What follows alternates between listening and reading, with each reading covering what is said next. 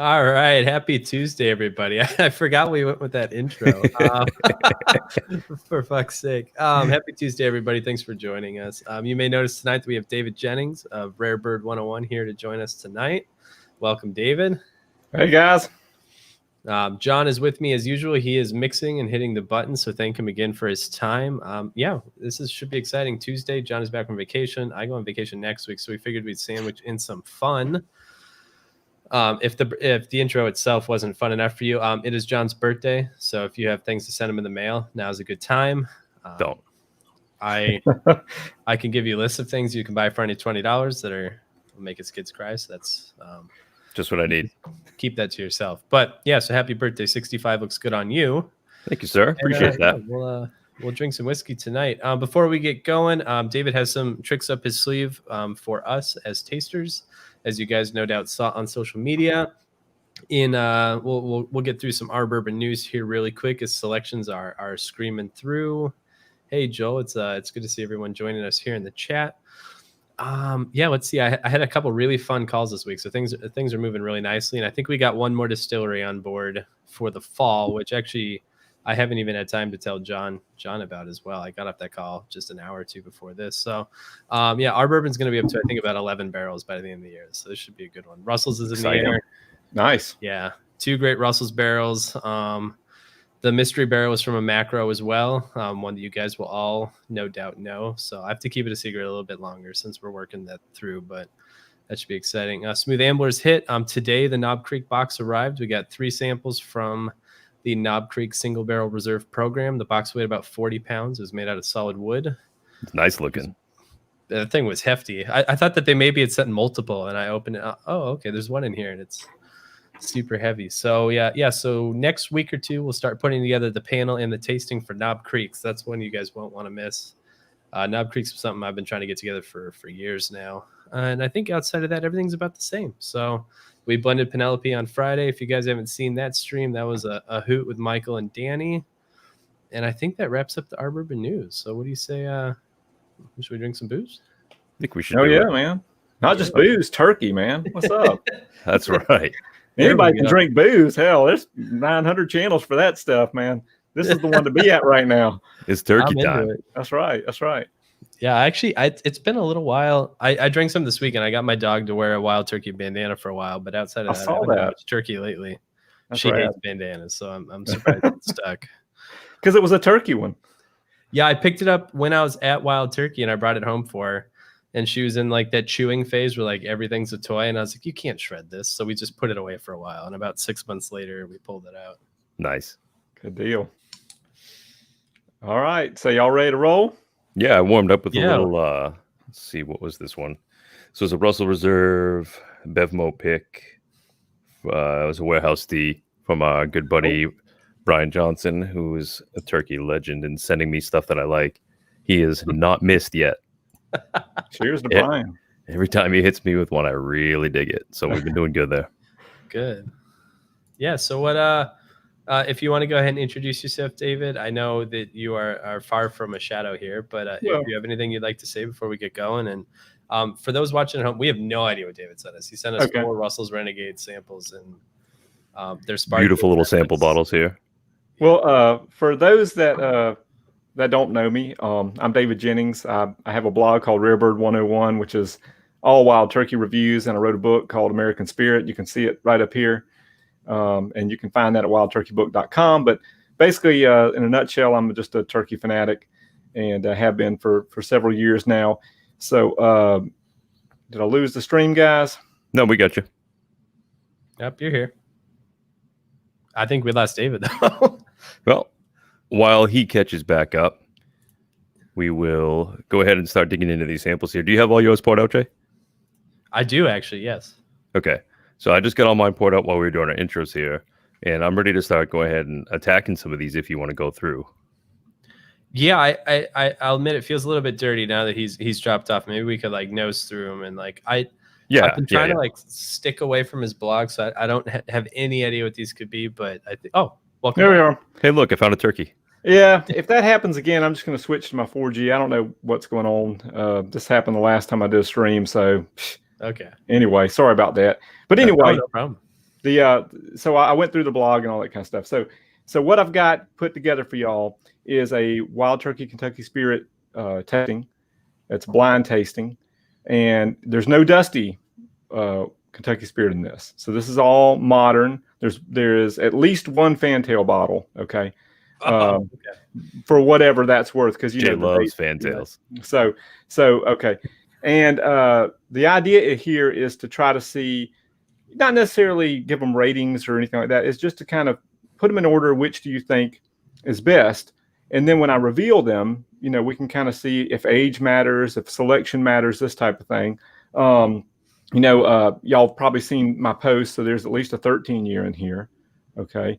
So, can we pick these out, and, what's it going to be like? So I'm doing it blind. Now I have a key for you guys. I have a separate key because I wanted to be completely blind. I didn't want to. So, what I'm tasting is not going to line up with y'all's exactly, and we'll just reveal at the end, but y'all will line up. Okay. I've also, for me, I'm throwing in a 5th sample, and that 5th sample is the barrel that I picked for Patreon supporters. That's going to be a Wild Turkey Kentucky Spirit bottling. I proofed it down to 101, and it's in this blind. So we'll see where it lands. I mean, I could totally fall on my face, and it could be the very last one.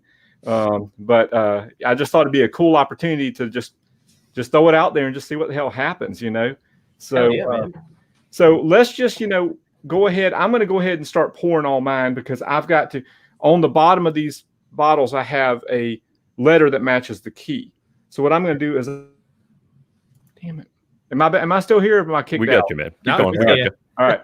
So I've got a letter on each of these that goes with the key. So what I'm going to do is pour it into a glass and put a number on the top with a number to match the glass, so that I can keep track of them, and then I can go back and, match it to the key later. So I'll start pouring mine, and I'll let you guys, if y'all want to pour, get started, whatever. But I've got to do a little bit of labeling here, so I don't want to interrupt the show. That sounds like due diligence to me. I like it. Yeah. Let's see. I got mine ABCD, so I think I can probably keep that straight in my head. Yeah. I think I'm good to go with these. Anybody who just jumped in, we're going through, we're sitting down with our buddy David Jennings here, Rarebird 101. He's sent Jay and I each a flight Wild Turkey Kentucky Spirit single barrels. These are all blind. We don't know what they are. We're going to kind of go through, just rate them. Well, not necessarily like on a score basis, but just see sort of which ones strike us the right way, see what we like. And then at the end, David's going to break it down for us and let us know where these came out, warehouse-wise and age-wise, I believe. Correct, David? That's right. I'm going to give you all the details, show you the bottles and everything. Excellent. So, I'm just pouring mine right now and getting the labels on there so I can make sure that I'm, after drinking 5 of these, have accurate results.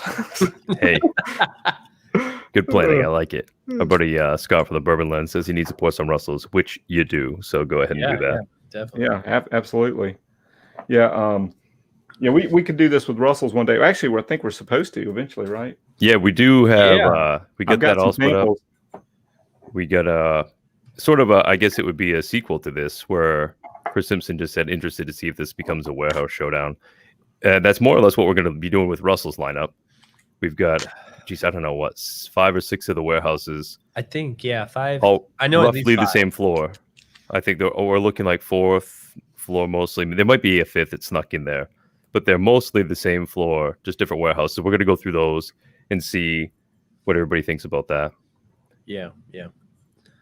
I'm looking. I mean, I think other than I had the Raised by Wolves Wild Turkey Kentucky Spirit selection.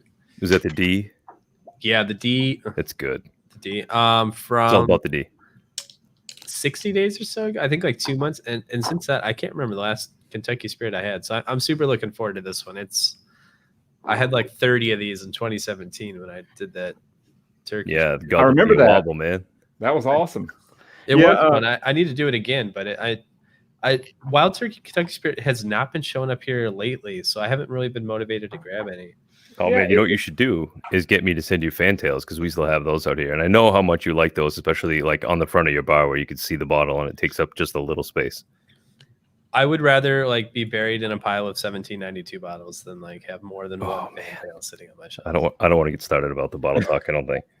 And so one thing, we just recently snagged a new dishwasher, and I don't think I like what happened with my glassware here. I actually, I finally got some new Glencairns after 5 years of dishwashing them, and they were destroyed. I've been washing them by hand for quite a while now, and switching back up to having regular dish soap in them and not just like the Dawn and using like a baby bottle brush. I'm noticing it, and well, it's going to be the same in every glass, so it's not a big deal. But it's take the etching off. I mean, like in little tiny increments, you'll see it. Especially if it's a fine detail etch, it starts getting kind of cloudy. But if it's like large, you don't see it as much. But I get the nasty halo, like up here, it extends like a half an inch down, and it becomes like super foggy and just like taking a picture looks disgusting. By hand is the best way to go.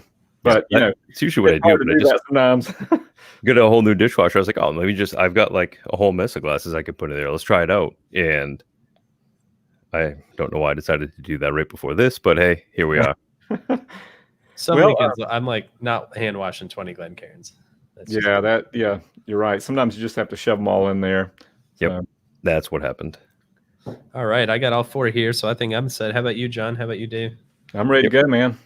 Now, again, I'm not going to match y'all, but I'll give you my notes and my thoughts, and people at home can kind of keep track of what's what, and then I'll kind of put mine in order. You guys put your order, whatever you feel like is the best order, and then I'll reveal. Okay, I like it. I think that sounds good. And I think this is a cool tasting because, Kentucky Spirit is kind of like, it's this expression now that kind of doesn't really have a firm position in the Wild Turkey lineup. Russell's Reserve Single Barrel has kind of taken that single barrel spot over. And that's not saying that there aren't good Kentucky Spirit picks. There are. And there's some good Kentucky Spirit retail bottles. But in comparison, as Ryan from Reddit has said many times before, that you've probably heard this, Jay, is, with Wild Turkey Kentucky Spirit, the floor is low, but the ceiling is high. Whereas like with Russell's Reserve, the ceiling is high and the floor is high. So it's kind of like, so the point of this is to kind of taste some modern selections and see, what people think of them. And we'll kind of go from there. Yeah, you made a good point that it seems like it's kind of lost its identity, and it kind of reminds me of Baker's before it got rebranded. Like it always existed, and I guess at one point it really had a strong identity, but over time it kind of got diluted to the point where I was like, why is this here? And I think the last couple of years I've wondered, like, I get why this made sense at one point, but why is Kentucky Spirit still here in its normal form? Yeah. Right. I mean, it sits there at 101 proof, right? As does their flagship, right? Where Russell Reserve has the non-show filter, 110 proof. It just seems like it's got identity issues, plain and simple. But it doesn't make it bad. It just makes it it lacks its own real presence. Right, and changing the glass was kind of like the nail in the coffin for a lot of people. Yeah, they were hanging on there, But then once that went, it was kind of like, well, I'm just kind of buying a rare breed bottle with a different sticker, and for a few more bucks. Yeah, for a few more bucks. So whereas rare breed is barrel proof, it's odd. Right, it is. If they left it alone and dropped the price $10 on retail, I could see like, oh, okay, maybe they're just trying to have a middle of the road offering between rare breed, 101, things like that. But right, yep. I don't know. Well, let's see what happens tonight. There's some pretty rare bottles in here. So, who wants to go first? I've been sniffing A here for a minute, so why don't I kick off? This is when I tasted a bunch of these before, they didn't strike me as always being crazy fruity, but A is really fruity, like an orange rind, almost a Fruit Loop, like an apple pear. Like I always get like an orange marmalade, orange rind from Turkey, especially in like the Russells and the rare. Yeah, I get orange too a lot. Yeah, dark citrus for sure. A little bit of vanilla in there too, almost like creamsicle kind of.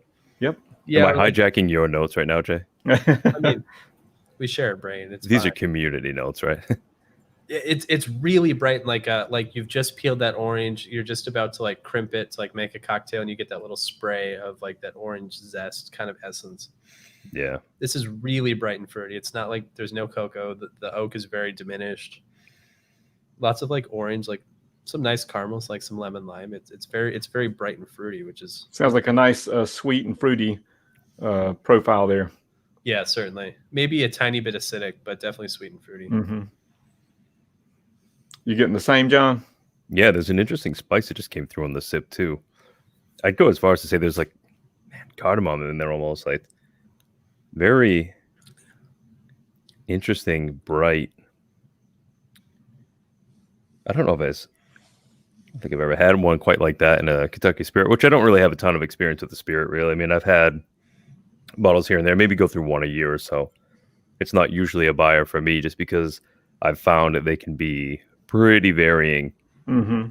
Oh yeah, and your creamsicle note though is very well placed, like on the palate. That I'm liking that too. It came through good. That little bit of different spice in there is nice.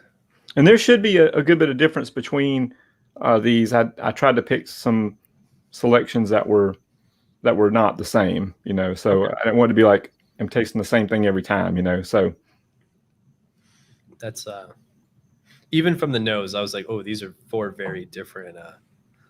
Blind Eye probably went and placed 2 of them as turkey, which I think is probably the coolest part of this, right? Like that's right. I feel like Kentucky Spirit's like your best chance to just get like really wild and crazy turkey. Yeah, you can get some off Kentucky Spirits for sure, and I think that's kind of the gamble you take with it. I mean, you're at worst you're going to end up with 101, but you're going to pay double or more for it. Well, definitely Exactly. more than double. Yeah.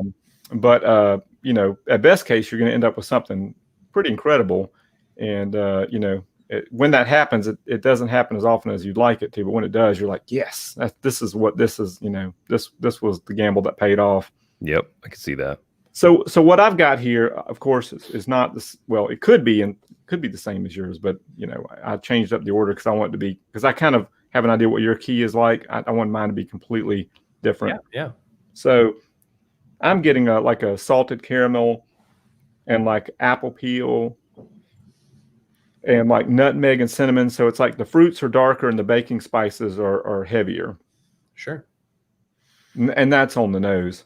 And there's some citrus here, but it's like a darker citrus. It's not, I wouldn't call it the dreamsicle or whatever that you guys are getting. I would say this is more of like a blood orange or like, a ripe orange peel.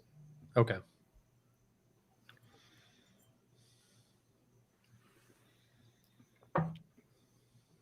And see on the palate here is a lot of complex spice.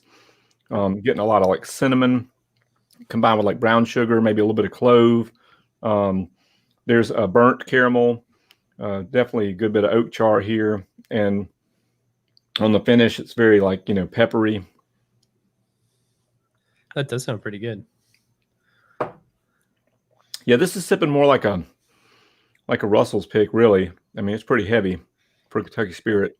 I'm happy with this one. So that's what I'm gonna say number 1. I'll find out what letter it is later. I'm gonna go ahead and move to the second one. Yeah, I'm on 2 now, and man, this is wildly different than the first. Yeah. So I'm getting like, it's gonna start to be like a stupid thing that I pull out a lot, but this is like bananas Foster, a ton of cinnamon. Weird. I was like nosing this one and I'm like, there's some bananas Foster on this. I'm like, that is crazy. And see, I remember mine's different than yours. Right. I don't think I've ever had a turkey pick that hit me with that big banana, almost nuttiness to the background on there, ton of vanilla with it. Yeah, I mean, and it's brown not sugar. The Barton banana, is it? Or the Jack Daniel's banana? It's not like that. Well, depending on the Jack. Not like Barton, though. Oh, see, I would have said that this to me was like very lavender, pepper, like Barton fruits with like a hint of banana. Like to me, it's pretty fruity. Like the banana's there, but it's like Jack Daniel's banana. Like there's no other fruit. It's just the bananas out of the it's like banana splits all day, kicking you in the face. See, I'm getting like a toasted banana on mine. Now it may be different, Could be, yeah. But it's like an ice cream kind of, like a vanilla bean ice cream, like Breyers ice cream, but with like a little bit of like, if someone kind of like lightly toasted a banana with it, and like cake frosting. I think of those banana chip like that you get in like the health food stores or like the fruit. Oh yeah. where it's like kind of banana, but you get like a caramel, like you get a brown sugar, kind of like a musty note with it, and like in like a good way, but without it being just like banana, I'm wondering if this lines up with y'all. That's gonna be crazy because when you said that, I'm like banana chips too. I mean, yeah, it's crazy how that one popped right out. It's definitely the only one of the four. Spoiler alert! Like from the nose, that was like, ooh, banana. And like I'm getting some like vanilla wafers, like the little vanilla wafers that you get, which again goes along with banana and banana pudding and all that. Yeah, but banana pie maybe. A lot of cream, like cream soda, vanilla, banana. It's like it's just there's not a lot of like heavy spice or anything going on. My mind's gonna be blown if we're not all drinking the same thing here. Yeah. Pretty cool. Well, you never know. We might hit another one with bananas, so we'll see. Statistically, it's possible. Yep, that's right. It's not even that unlikely. I'm gonna go ahead and give it a taste. Making everybody hungry here. Anybody else who just jumped in? We're going through a blind flight here. David sent Jay and I each the same blind flight, Wild Turkey's Kentucky Spirit, and we're going through. These are all single barrel picks that we're gonna sample through, taste them out, kind of rank them, see which one hits our palates the way that we like, and then at the end, David's going to reveal them, show us the bottles, tell us a little bit about each one, get all the story. Yeah. Jason says, "Wow, banana turkey." I did not see that coming. I don't know if I've ever. I guess you could search my blog for bananas. It's rare. I can tell you that I rarely find any type of bananas in Turkey. So I have a Tableau banana tracker in my archive just to see when it crops up, because someone's like, I only ever get banana Jack Daniels. I was like, oh, I should see if it pops up. And it's like 91% Jack Daniels and like 8% Barton. I was like, I could see that. Well, on the palate, rum in. On the palate and finish, this one becomes kind of more like 101 to me. It's like a lot more standard turkey, a lot more of the toppy, the vanilla, the caramel drizzle on the palate. But the banana that I'm finding on the nose isn't as it doesn't really carry through for the palate and the finish to me on mine. Now, it could be different than y'all's. Yeah, this one is very much a like a pepper clove, almost a hint of bitterness, like a little more tannic quality to it. Really not nearly as fruity as the nose would suggest, which I think is really interesting, because the nose is like, ooh, fruit, Yep. Yeah, but not nearly as much on the palate, like kind of a vanilla cream, like not a cream cheese frosting, but like a rich vanilla frosting you get on like a cheesecake or something. Like a buttercream kind of.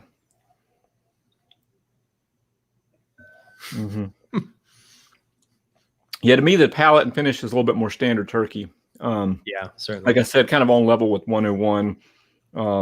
Maybe a little bit more oak char, but damn solid. Just it's the nose is different than the palate and the finish for me. Yeah, certainly.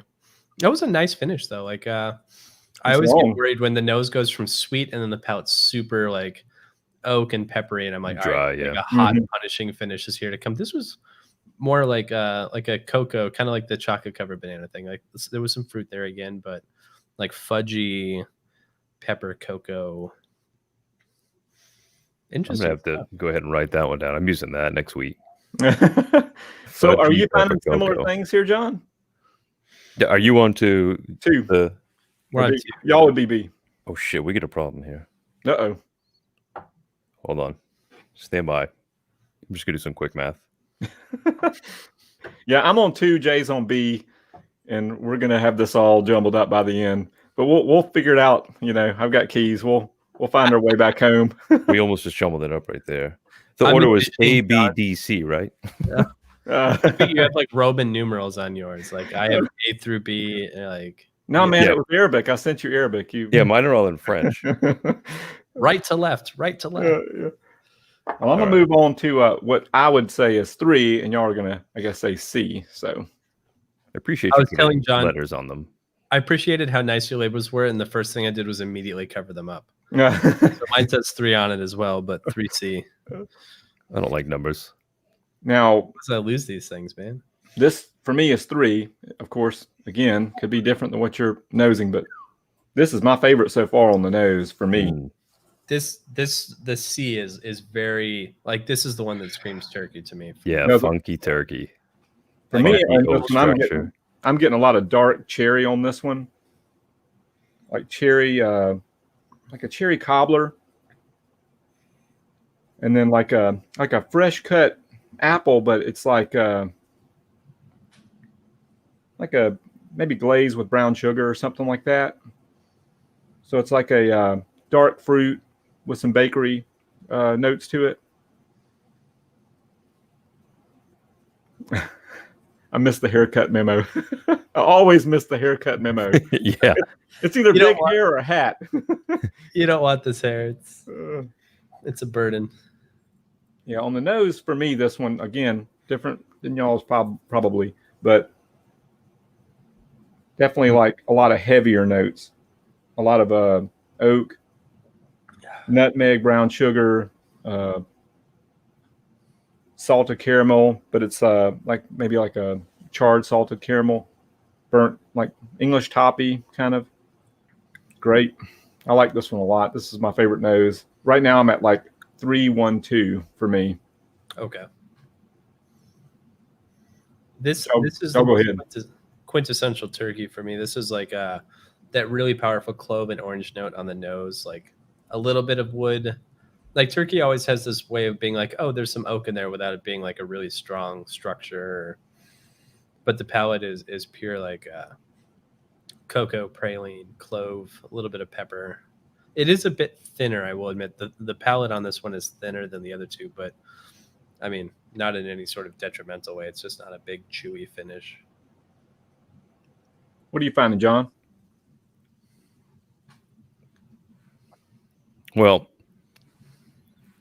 I dig it. I want to start with that. Ooh. I don't know. I feel like I get a bunch of the turkey funk in there. That good, like warehousey type of deep funk that they get. Some good oak structure. I'm thinking kind of pulling out a lot of dark flavors of this one too. It's like really kind of classic bourbon here for me. A lot of vanilla, a lot of caramel. Everything about it's just dark though. I do get some of that, like what I always call dark orange, more like a cooking orange or something. Not like like Jay was describing earlier with the cocktail where you peel that off and you get the misty oils off there. This is just much more of like the I'd call it rich. Yeah, like if this had the mouthfeel to go with it, it would be like a real puncher. Mm-hmm. Yeah, you might say blood orange. I could see that maybe. I get on the well-aged turkey, I get blood orange, so it could be that one's got some age on it. Yeah, that seems.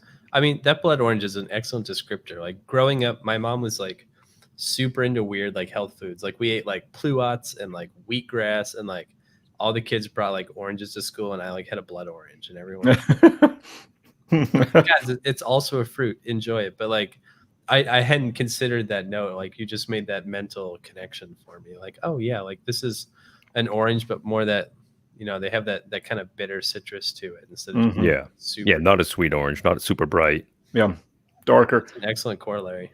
On this one, which again could be different, the palate is like standard turkey, like 101ish, but a little bit heavier.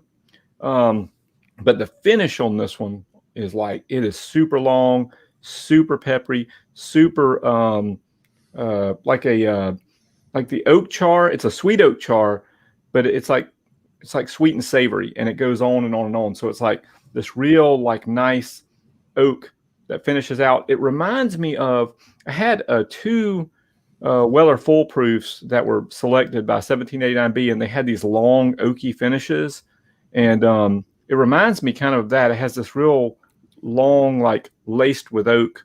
So it's not bitter, it's not like Russell's 2002 or something like that. It's like it's a lace, like a laced with oak type of thing. Really, so far for me, it's 3, and then now I'm kind of, because that one with that fruity was kind of, it was different, but I think I'm gonna go 3, 2, 1 for now.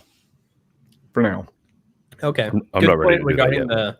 The Weller Full Proof. I've been shocked by. I've had 3 or 4 now, and I expect to be like, oh, this is just old Weller antique, but like more expensive. And I've been, whatever they're doing with picking those is completely different than Weller antique, and like because I've never gotten like a nice like an oak character that just carries through. But every Full Proof I've had has been really well integrated, which has never been a thing with antique, which has either been hot or just like right on the money.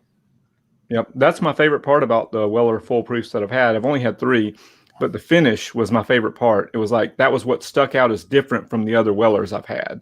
Absolutely. So, but it kind of this one kind of reminds me of that. So I guess 3, 2, 1. I guess is my order now. Okay. I think C here. But 3 for us as well. 3 is clearly the oldest I think that we've tried so far. I'm just starting to pick up D here. Yeah, I'm going to my 4th too. You already got your hands on the D. Okay, let me get over here and try this one out. Are you still on? Wait, let me know if we're going too fast, John. No, I just had to make sure I had them in the right order because that's been a struggle. Right before we kicked off, I was like, oh shit, I swapped out B and I don't know, something. And then I just looked when I went to go grab C and I realized it was D, and just all different types of fucked up. You're killing me, man. I'm gonna have to compare this to 2.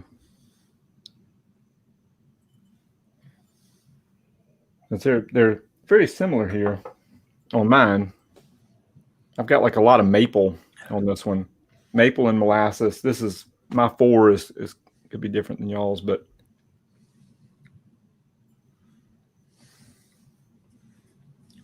Ooh.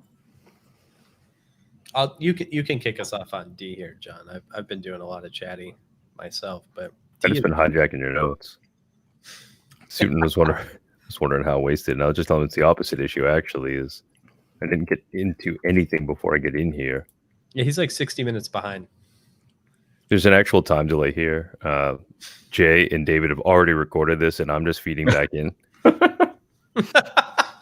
We had to sync it all up. We couldn't do it live, so everybody recorded their own. So I'm just praying that the jokes line up. Well, for me, and again, mine could be different. Well, I'm. You know what? You need to go, John. Sorry, I'm. No. Well, no, you seem like you're on a roll, and I'm not I'm not all the way in yet. Go ahead. There's a lot of similarities on the nose between 4 and 2 for me, but on the palate, it's similar to 3. So I'm having a hard time deciding which one I want to go with here. And then going back to 1, it stands out because it's the fruity one. So it's like I'm going to have to go back through these and kind of decide. But I think 3 is my favorite so far, but I'm going to give this a little bit more time. You go ahead, John. All right. I'm going to get involved with D a little bit. It actually is kind of reminding me of C. It's got a different fruit note to it, though. Picking up a little more apple in this one. A little bit more cinnamon on the nose, maybe. Definitely getting those good turkey notes, some funky oak in there. David, evidently you're too serious. You need a dark jacket, man. You got to get with it. I went and folded up the. So I need to visit the barber and the tailor before I come on next time. Yeah, I put that in the email. You didn't see that? I missed that, man. Oh, it was at the bottom under the very important stuff. It's in a spam folder somewhere. Yeah.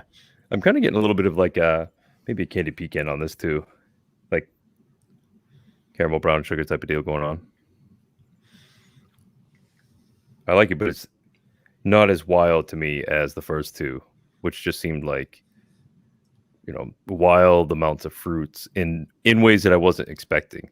These last 2 seem a lot more classic to me, a lot more, of the turkey profile. Oh yeah, David, you get a grow beard too. Sorry, we didn't tell you. Oh yeah, I forgot about that. I haven't hit puberty yet, so well, soon. Maybe we'll get you on next week. We'll see. All guests need like an 8-week lead time. Yep. Yeah, so like to me, these are really interesting. I almost feel like we could split them into 2 camps. Like there's A and B, which are like fruity, fun, like really bright, really effervescent, and then like or I guess I'm switching up here. A and B, C and D. C and D are like more oaky, dry, really classic turkey. Mm-hmm. D to me, you said candied.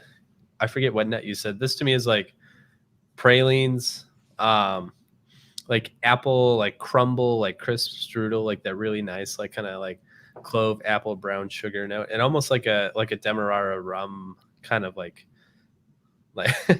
No, we don't use the 2-for-1 coupon ever. The barbershop isn't right across from the suit store. It's quarantine. Money's tight, guys. That's right. We just change out the suits. If you ever notice that Jay's wearing a suit that looks a little too big for him, it's just a hand-me-down.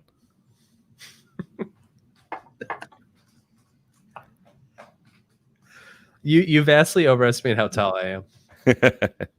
Well, I mean, we don't have to stand up on stream. It's fine.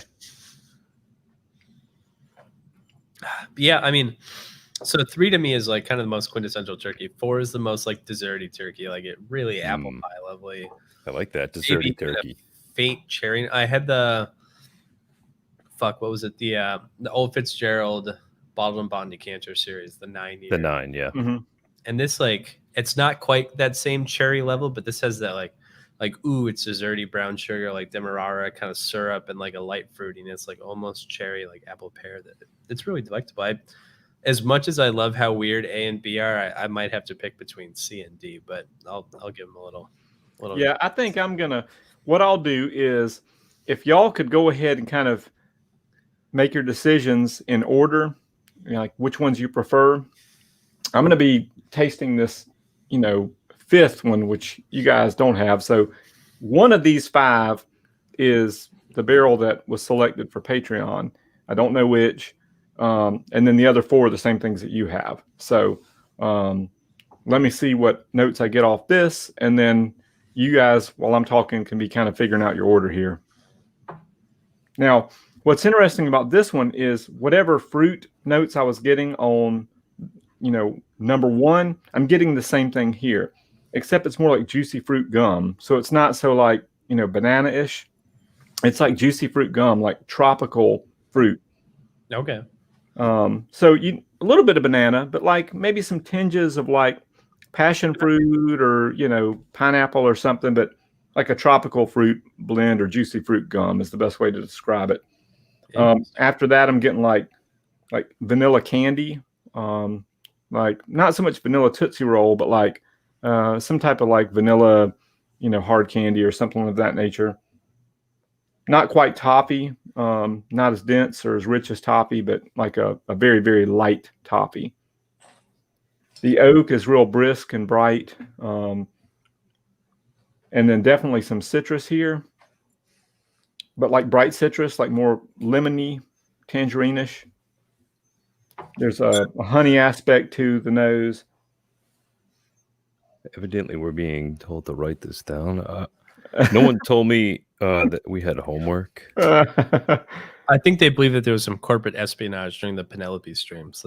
I couldn't help it if I made like 18 blends and only wrote 3 down, and that the last one I did was the same one that you did. The best part was that none of us adhered to the 20-20-20 rule.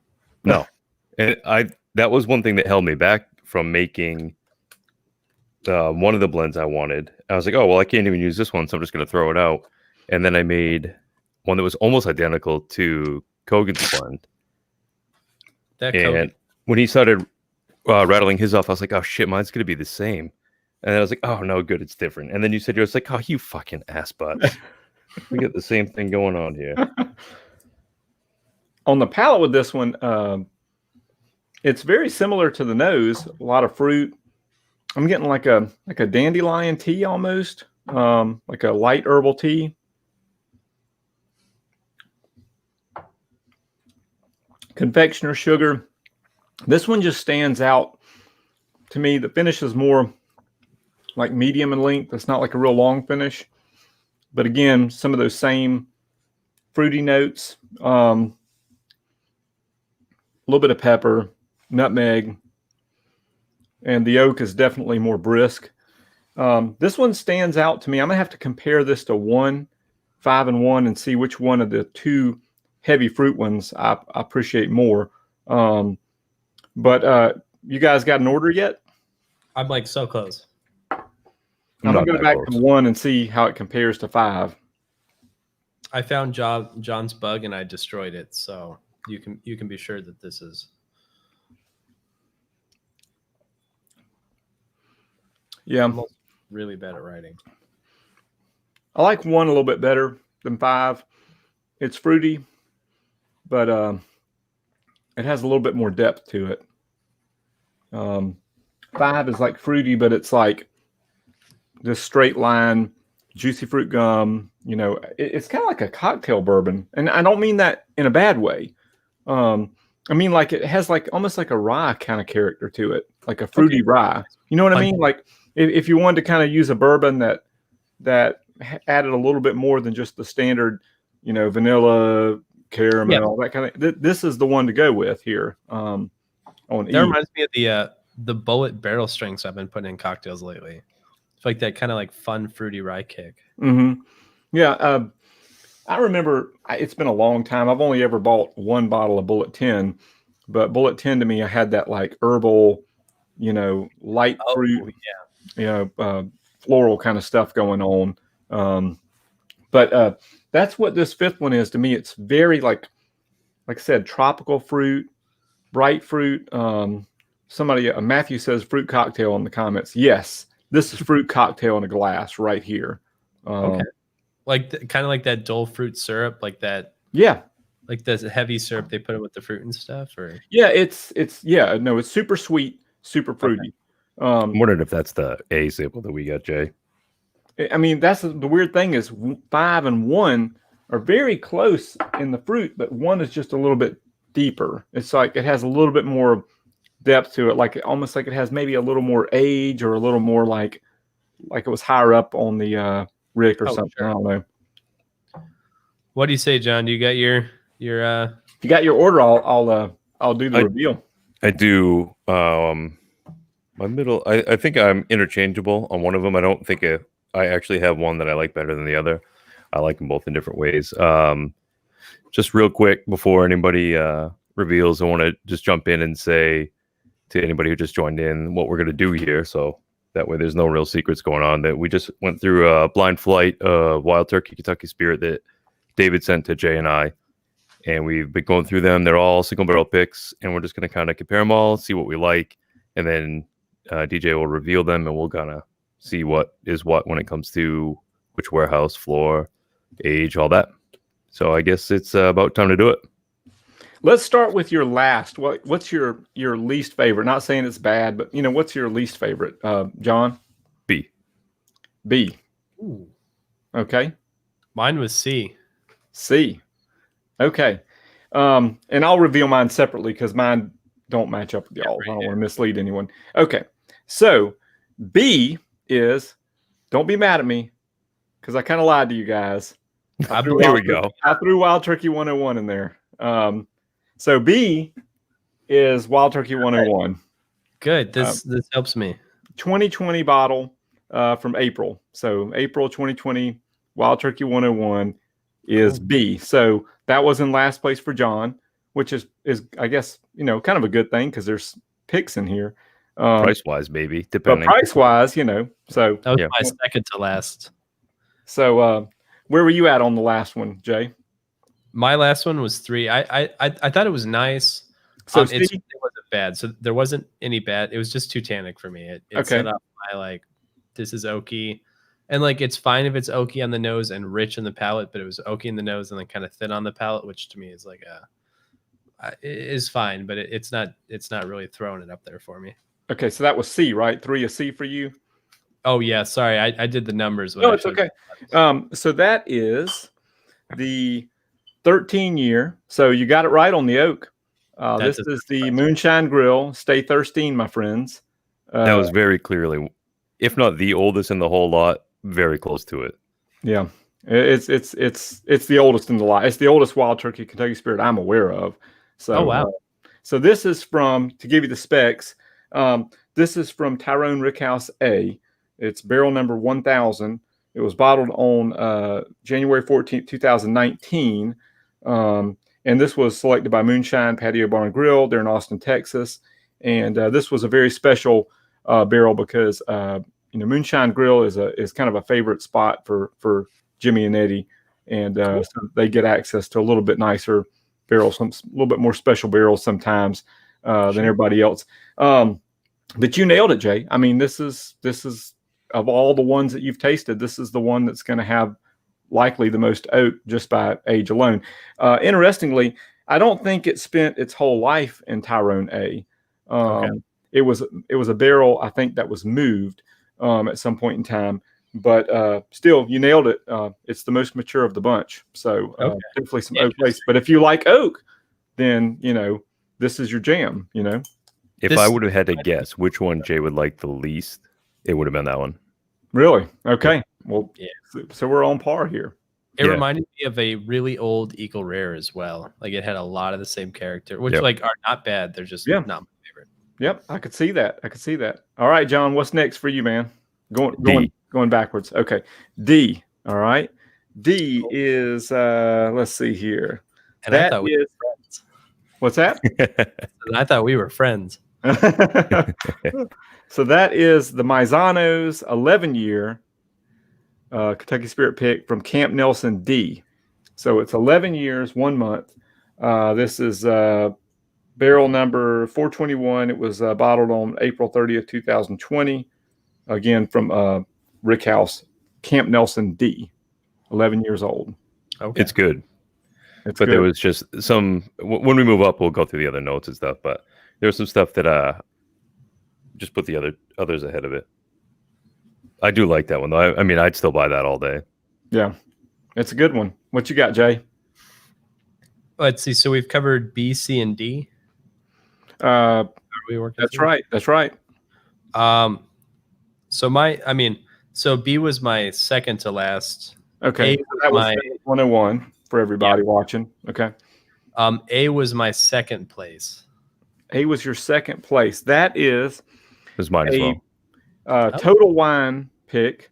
Total Wine of South Carolina. This is barrel number 2003.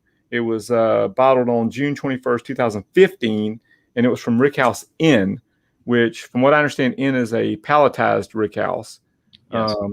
But barrels are aged other places and then moved to it for a period of time. So, did it spend its whole life in Inn? Probably not. Because a lot of the palletized Rickhouses at Wild Turkey are used for like ready to drink stuff and honey and this type of stuff.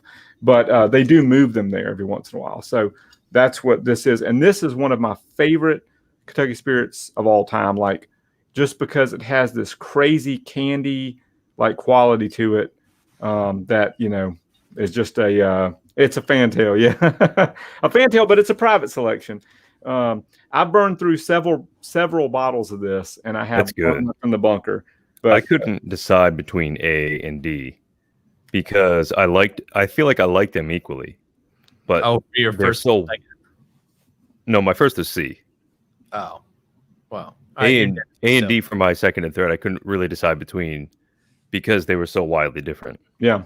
So C, of course. So your favorite is the 13-year. Yeah. Stay Thirsty. The old rich number one. Yep. So what's your number one, Jay? My number one was D, the 11-year. Okay. The Maizanos. Yeah, I thought that was the sweet spot. That had the oak that I like, but it definitely was the less mature of the oak. Like that the blind, I would have guessed at 8 or 9, but that's a good thing to me. I thought that was... Well, here's the interesting story about this one. There were a few of these Camp Nelson D barrels that Eddie pulled this year, and this one just happened to be under the 110 proof necessary for Russell's Reserve. Okay. So Maizanos had to bottle it as a Kentucky Spirit. Sure. So, I'd messaged Eddie about it, and he said, yeah, this fell under the 110, so we had to do it as a spirit. And I was like, dude, it works. I mean, it's like really good. That was really good. That was the most Russell's Reserve single barrel of the 4, which is why I think I liked it. It evoked all the things that I really enjoy about most turkey picks in the Russell's line.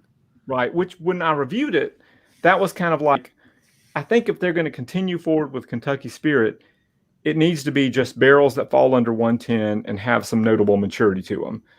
Because if not, you're competing with Russell's, and it's like, what's the deal? It's like you can take any Russell's pick and dilute it down to 101, and you've got Kentucky Spirit, So if you're going to do Kentucky Spirit and make it a different, portion of the portfolio, have some uniqueness to it, make it a barrel that falls under 110, or make it a barrel that has maturity to it, or both. And then it's like, when people start bitching about the price, you're like, well, no, it's not Russell's Reserve. It's Kentucky Spirit. It's different, So this one kind of set that off in me. So it's a great pick.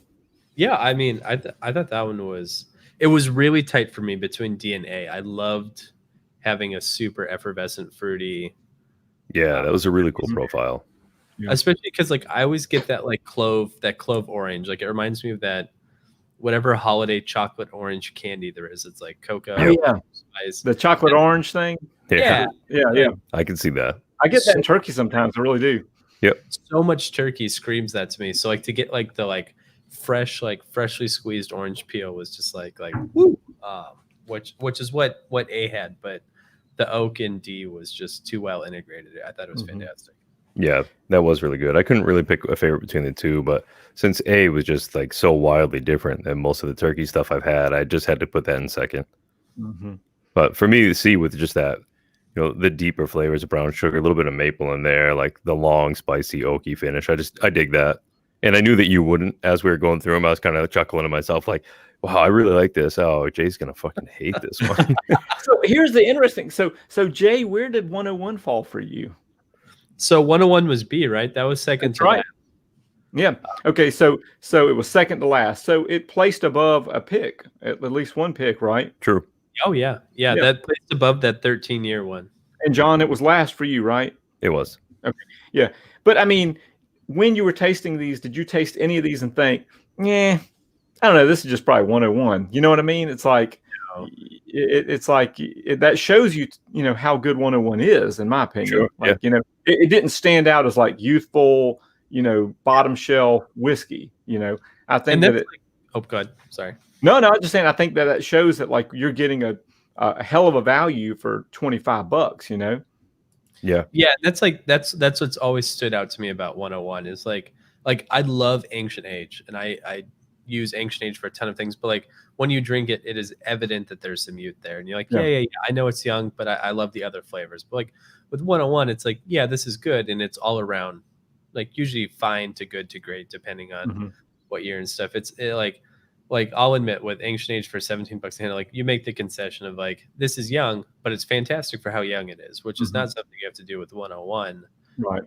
Which is why I think it's so popular. And typically, I mean, I buy 101 in multitudes over everything else like Ancient Age anyways. But, that's a great testament to it's $35 a handle here, I think. So like, and you never think like, oh man, I wish this was just a little bit older. You're like, this is good. Like, it's never just turkey 101. Yeah. It's like, I'm going to have some turkey instead of, whatever the other option might be.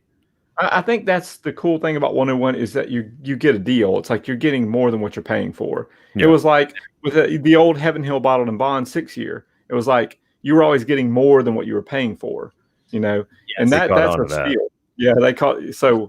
Well, erase this when we're done. Yeah. Well, and that's Evan Williams Bottled and Bond to me. Like I'm paying this and I'm getting so much more. Ancient Age, like I'm getting about what I pay for, and I know it, and I'm fine with it. But the Evan Williams Bottled and Bond, even the Evan Williams single barrel, like Wild Turkey 101, that old Heaven Hill, man, I miss it. I bought many cases and it's still gone now, and I couldn't keep it from slipping away. Like that was great stuff that punched so well above its dollar point. Yeah, definitely. Well, I'm gonna go. Okay, so we've got your selections. I'm gonna put 1 and 5 aside for a minute because those two are the fruity ones of the bunch. They kind of stand out a little bit more. I need to kind of narrow down which are my 3 favorites in the middle ones because I've got 5 to taste here. 3 was my favorite, so I'm going to go with that first and just give that another go and then see if the other 2 match up to it.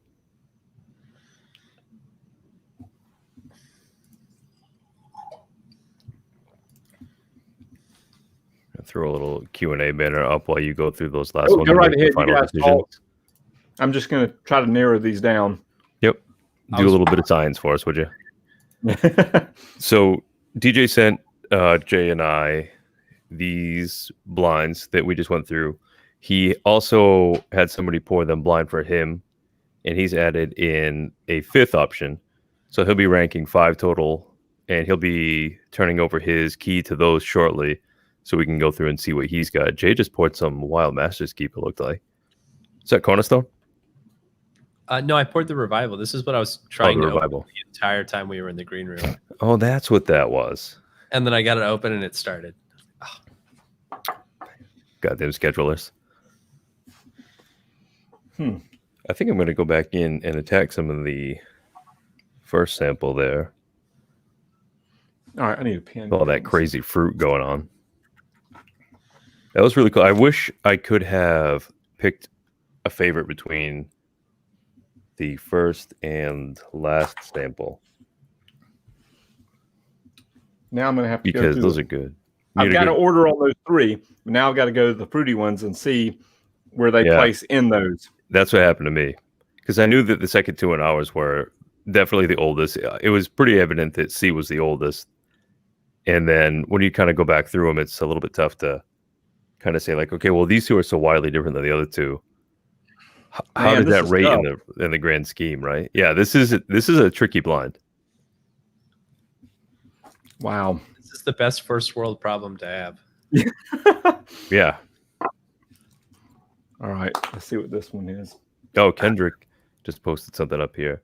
I did a bourbon blind stream with Eric, and he sent me that same Kentucky Spirit, and I think it won my. It either won or came in second. It won my bourbon blind.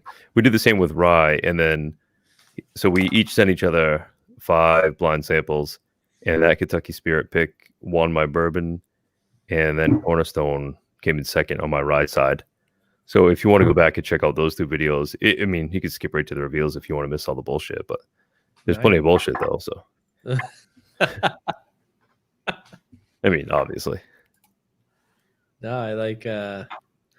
I think Joel, if we don't hit you, hit me in Discord. I like the revival a lot. I think it ties with decades for me. All right, I'm gonna have to just go with my gut here at this point. DJ's pulling his hair out over there. He's gonna have hair like us in a minute. Soon he's gonna have, yeah. If you just hit the sides, you'll get there. That's right. Just stay on the sides. Like this is tough because 2 of them stand out for me as super fruity. Okay. The other 3 are a lot closer in profile, and it comes down to which one do I like the most, and it's really difficult because as I go through these, 2 to me kind of like while I like it a lot, it just kind of like completely unique. So I'm gonna have to put 2 last. The next one I'm gonna go up is 5. It's one of the fruitier ones, but it's very tropical fruit, and I think that it's more of a mood pour. I think it's gonna be one of those ones where it's like I want something like really kind of rye oriented, like a rye bourbon, that just kind of screams a little bit more on the not so much youth, but just more like a kick in the spice and the brighter fruit. Next up would go 3. 3 just seems to have a little bit more maturity to me. It has a little bit more of the darker vibe that I tend to like more in a pick. And then the last one, then we go to 1, which is of course one of the fruity ones. But it's like a nice candy-esque, that's the one that we talked about, bananas. I don't know if it's the same one as y'all, but I got bananas in mine. But it stands out, it stands out. And then my number 1 would be 4. Which there's just something about its complexity that kind of draws me into it. So I'm going 4 as my number 1 pick, then 1, 3, 5, 2. So now it's time to find out what these are. So I'm going to start with last place and go up. All right. So David, real quick before you do that, do you watch Holy Moly? I do not. Man, I can't tell you how bad I wanted to bust out a 4 right there when you were calling out your order, man. But go for throwing a peach and an acorn. Yeah, 4 is my number 1 for some weird reason. I don't know. When I went back through them, that was the one that stood out to me. Okay. So any night things could be different. So let's see what happens. So let's start with last, which is 2. Okay. So 2 here is sample B. Okay. And B is Wild Turkey 101. Okay. So that was my last place. So Wild Turkey 101 ends up in my last place. Was that the one you were calling out with the banana? No. That would be number 1. So that would be my second place. So my last place is number 2, which is B, which is Wild Turkey 101. All right, so fourth place is number 5. Let's see what number 5 is. 5 is A, which is the pick that I did for Patreon. The Kentucky Spirit, it's from Rickhouse E, floor 4. It's barrel number 20-0183. It was a barrel proof of 116.8. But that was about 6 months ago, and it hasn't been bottled yet. So, it's got, a little bit more age there. So who knows where that's going to go. But that was my fourth place. So that beat out. So at least it beat 101. Okay, so the third place is number 3. 3 is E, which is the Maizanos OGB2. So that's the 11-year Camp Nelson D. That's my third place, which I was kind of thinking that would probably place second place. So interesting.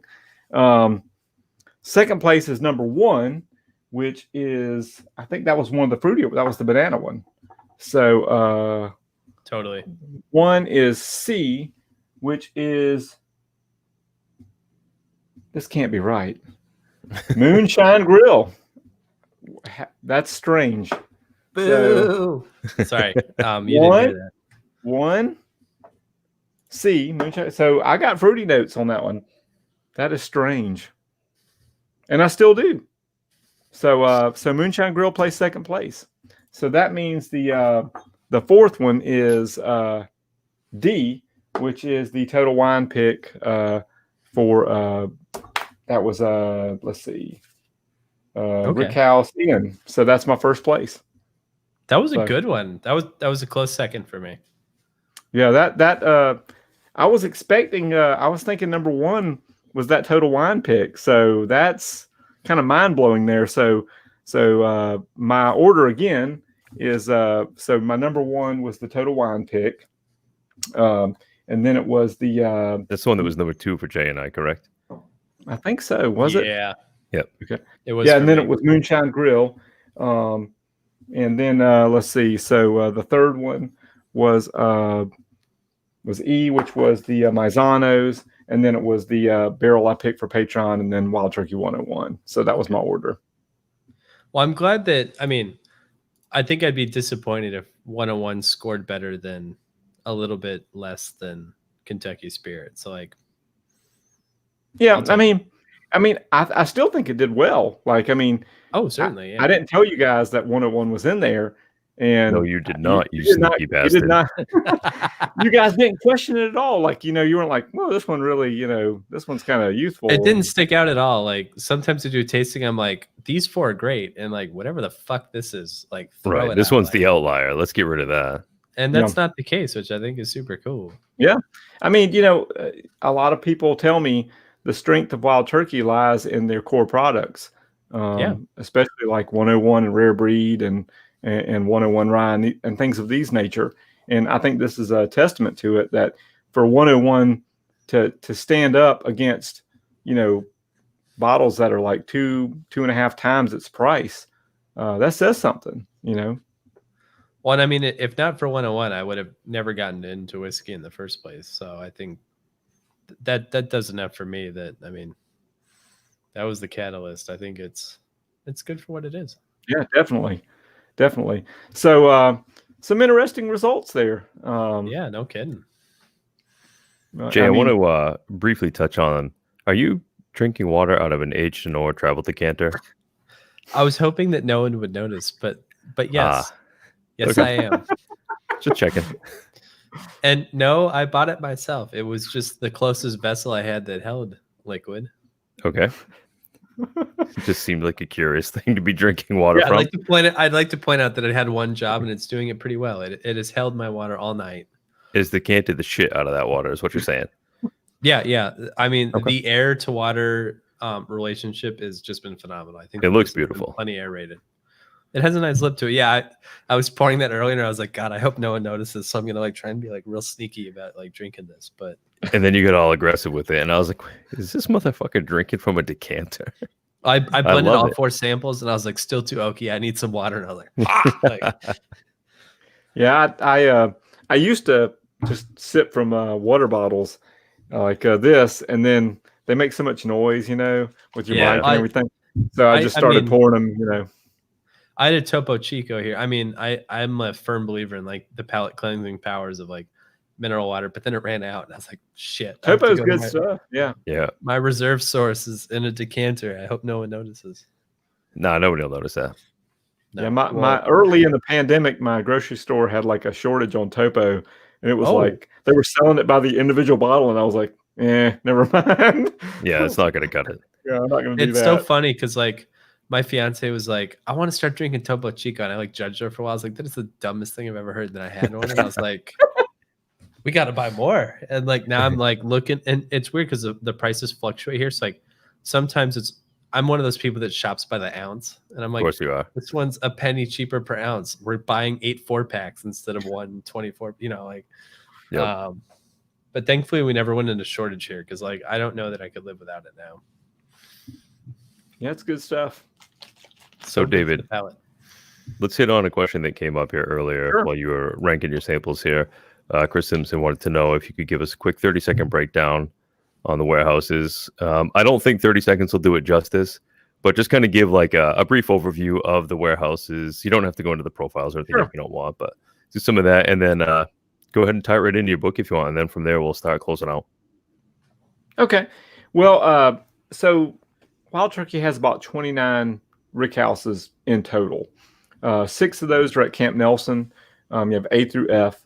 And then you have 1 or 2. I have to get Wild Turkey purchased rick houses from Four Roses back in 1976, and they're in what they call McBrayer. And there are, I think it was 5 that they purchased, but now like 1 or 2 is only able to actually be functional because they've just deteriorated. And then the rest are in Tyrone, which is just basically saying on site for Wild Turkey. The oldest rick house is from 1894. That's Tyrone Rick House A.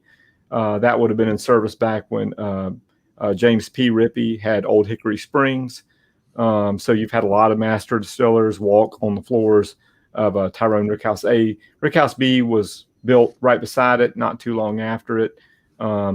They're very, very close together. It's not like nowadays when they build rick houses, they space them apart a good bit because if one catches fire or something of that nature, you don't have a lot of transfer there. But these two are like, I mean, they're literally like 20 feet apart or something. It's maybe a little bit more than that, but it's not far. But there's some airflow that generates because of their proximity. So A and B kind of have like a unique character to them, as do the ones in Camp Nelson. I can't really give you like specifics on each, rick house. And it really kind of depends, as you're tasting these. A lot of people want me to make like a profile chart, and I tried that one time with the rick houses, but there's just so many variables. It's like floor and, like distillate year, and it's just, there's no way to really like get accurate with it. So you really just have to try. It kind of depends on the year. So people say, what's your favorite rick house? I'm like, well, I like G from 2016, or like B from 2017, or like C and F from 2019. So you kind of have to like, kind of narrow it down to more of like a year combined with the rick house, because there's a certain floor or a group of barrels that's in season. So tough question. So you want to go ahead and to our approach, like to wine, like this was a good year for this place. That's cool. Yeah, because I mean, different rick houses are in different, they're in season in different years. So, they're not pulling from every single rick house every year. It's like people are like, where are these, barrels from rick house, T or whatever. It's like, well, T didn't have any single barrels this year. So, you kind of have to kind of, look at it annually and not as one big scope of rick houses each year. Nice. I think that's awesome. Do you differ from opinion on Eddie on the sweet spot for the floors, or do you want to get into that or not? I like the upper floors. I like the higher floors. I like to get more of the oak. I like to get more of that, influence there with the wood. The lower floors tend to have a lot less of that interaction. Now, it depends on, if you're trying to achieve a well-aged bourbon, like a hyper-aged bourbon, you can't just leave it on the top floor. It's just not going to work out. You won't make it very far. So you are going to have to, rotate that barrel down at some point in time. But if you're just looking at like a single barrel, I think like the 6th floor, 5th floor, 6th floor picks that are around the 8-9 year mark, I mean, they're right on the money as far as I'm concerned. Yeah, those CNF 6s are nice. Yes, definitely. Yep. Cool. Well, DJ, why don't you go ahead and let everybody know about your book a little bit. I know that you've been doing this all over the place, and it's probably getting a little tiring, but this is the first time we've had you do it. So let's just go ahead and talk about that real quick. Okay. Well, so I wrote a book about wild turkey. It's called American Spirit, Wild Turkey Bourbon from Rippy to Russell. It's essentially, half history, half appreciation. If you're not familiar with the wild turkey story, you should definitely check it out, because you'll get more than just the history as you think you know it from Jimmy and Ford. You'll get the history of the Rippy family. And then it's got a lot of expressions in there, not just modern expressions, but dusty expressions. And I think that it's just overall just like a nice kind of introduction to the brand. It's not real nerdy. It's not like a brochure. It's kind of like somewhere like right in the middle. It's very approachable. You can get that at wildturkeybook.com. It's available in electronic format, as well as you can buy a paper copy from my publisher. And then you should also check out my blog, rarebird101.com. There's plenty of reviews of wild turkey expressions. There's probably about 240 or so reviews. If you're interested in a specific expression or year, it might just be on there. So check it out. Definitely. You guys got to look at the book. I mean, the deep dive in the history side of the turkey alone is where I've reread the beginning of this book probably, I think, 6 times now. And you could go back through and like he's got a whole section on different releases, and even I think you have like cocktail ideas in the end there, don't you too? Yeah. I reached out to Benny Hurwitz, who's a brand ambassador for turkey, and he helped me kind of, because I'm not a mixologist, I'm not a bartender. I didn't want to like make shit up and like, okay, this is an old fashioned in Manhattan. Like I wanted like to get the recipe from somebody that really knew how to make the shit. So I talked to Benny, and he made sure that we had some solid recipes there. So there's a few cocktail recipes. They're classics. It doesn't get too extravagant. Is there any Saffel history in the book, David? No Saffel, but if you go to my blog, there's some Saffel history there. He was a distiller for Mr. McBrayer, Judge McBrayer, and Judge McBrayer distilled Cedar Brook, which was like one of the biggest whiskeys of its time. So Saffel went from distilling Cedar Brook to his own brand, which was WB Saffel. The home that Saffel lived in still exists. It's in Lawrenceburg there. It's a funeral home now, but there's some history on my blog. If you just do a search for WB Saffel, you'll find it. In the book, there's a big section on Rippy too, which I thought was really cool. The circumstances of his death and things like that, which anyway, the history side is what I can nerd out over a lot, but suffice to say, everybody should just check it out. I mean, I got to believe that a lot of the folks that are hanging out here either have the book or know about it, but if you, Christmas is going to be coming up here before you guys know it. Load up on the books now, clear them out, make DJ have a 3rd print come out. Oh, thank you, man. Keep him busy. I mean, I read through it myself. I thought it was excellent thank you, man. to history. So I tried to be as accurate as I could. I did a lot of like documentation research and genealogical research, and reached out to a lot of different folks to try to verify and sign off on it. I'm not saying it's perfect, but I tried to be as perfect as possible, because the last thing I want to do is write a book that has historical portions and someone come back and say, man, you really screwed that up. It was not this or that. So, I mean, even at the last minute, like before it was going to print, I was like, I just like might have found like a little tidbit, and I'm like going to the publisher. I'm like, you got to stop print. We got to redo this part. I'm sorry. I just found out something new. And they're like, he's at it again. He's emailing us again, But I tried to make sure it was as accurate as possible. Reddit has not found any problems whatsoever, which means you're on a great track. That's true. If someone's going to burn you, it's going to be there. Yeah, you're going to hear about it. So well, if nothing else, for somebody to find that there's a real issue with what you've done there, they're going to have to dig deeper than you did, which, I mean, very well the extent of the research that you did there. For somebody to go above and beyond that to prove you wrong, I think is only going to further the word of turkey and help maybe hone that blade a little bit more. So I don't really see it as a fault. It just is I don't know, you could just put out a new version. Well, I've never considered myself as like a historian. I'm just a big fan, but at the same time, I didn't want to just spout out, things that I'd heard. I didn't want hearsay and rumors to make up a book. I wanted to make sure that what I put on print would stand the test of time as best as possible. I think I did that. I think it's approachable. It's not like a tremendously long read. I don't think you're going to get a lot of boredom out of it.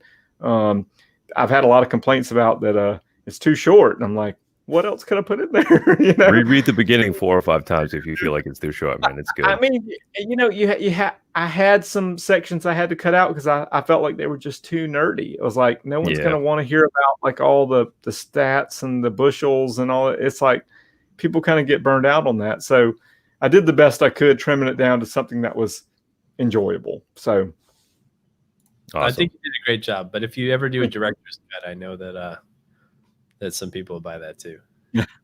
Well, I'm working on a couple things. We'll see what happens. This is definitely not my last book. I can say that for sure. Excellent. I like that. Looking forward to round 2. Cool. Absolutely. Well, everybody that's tuned in now, it's hanging out. Stay tuned for the Bourbon Finders edition of reading David's book live. That'll be coming up never. And also, DJ, thanks for packing up this whiskey and sending it to us, man. This is really fun. Yeah. It's really cool to kind of go through these. I had a blast with it. Yeah, I did too. It's tough going through, 4 or 5 bourbons over 100 proof and, making sure that, you've got a firm, grasp on exactly what you feel like is best because every night changes.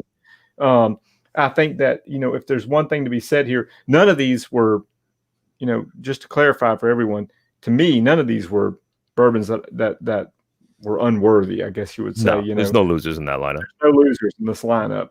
I think it was neat to see 101, even though for me and John, it kind of was last. It wasn't, it was tough. I had to sit there and think about it. It wasn't like stuck out like, oh, this is dead last. And for Jay, it notched up a little bit.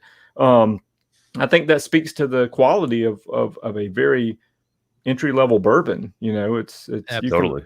You can find 101 in minis and 375s and 200 milliliters. Anybody can get 101. Shit, you can buy that at the gas station here. Right. So for it to kind of hold up against these heavy hitters, that's really says something about that flagship expression there. So that's really the takeaway for me today. The rest of them are don't assume that Kentucky Spirit isn't worth your money. Just maybe kind of do a little bit of your research, know who maybe picked it, or maybe get a sample before you go into it. It isn't a cheap expression. It's actually a fraction. It's more expensive than Russell's Reserve single barrel.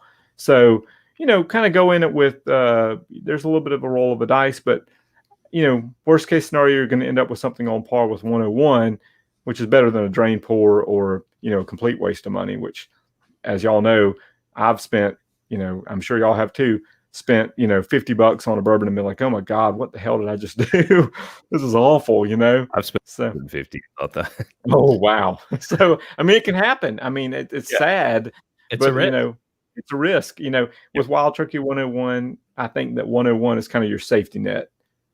You're never going to fall below that. As far as the super premium expressions, price performance is always good there.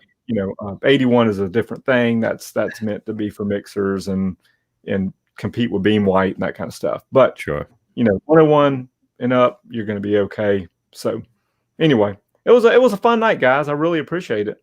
Absolutely, man. All right, Jay, what do you think? You want to take it home? Yeah. Thanks for joining us, everybody. I hope that you had a good time. This week was a little light on bourbon news, but I can tell you that we have some pretty fun stuff coming for next week. Stay tuned. We're going to be picking the Knob Creek panelists, tasting our bourbon's first Knob Creek single barrel, along with everything that goes with that. But you know David very well at this point, but if you don't know, find him on Instagram, find him on Twitter. He has his website. Yeah, excellent. There we go. Rarebird 101. I'm Jay of Take.Review. You can find me on Instagram, Twitter at Take Drinks, and you can find my writings online at Take.Review. I spell it kind of funny, T8KE, because the A was taken already. And John, thanks so much for your time again. John's been producing these. He's been doing a great job for us. It's a huge help, and I'm having a lot of fun with this. So, John, thanks for your time, and thanks for joining us, everyone. And see us here next Tuesday as well. Awesome. Cheers, y'all. Thank you. Cheers.